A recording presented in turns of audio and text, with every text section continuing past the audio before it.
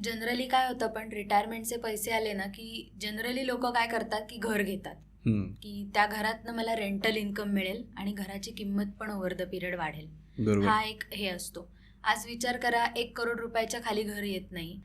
1 करोडचं घर घेतलं तर त्यातनं साधारण 20 ते 25 हजाराचं रेंटल इन्कम मिळतं. मी आज 1 करोड म्युच्युअल फंडमध्ये गुंतवले तर 70,000चं SWP मी दर महिना घेऊ शकते. म्हणजे 20 ते 25 हजाराचा रेंट कुठे आणि 70,000चं SWP कुठे. सो खूप मोठा फरक पडतो. On the top of that, घराची मेंटेनन्स कॉस्ट, म्हणजे आज जर मला ते रेंटवर द्यायचं आहे तर त्याच्यासाठी भाडेकरू शोधा, ब्रोकरेज फी, सोसायटीचा मेंटेनन्स, त्याची डागडुजी, आणि जसं घर जुनं होईल ना ती कॉस्ट वाढत राहणार आहे.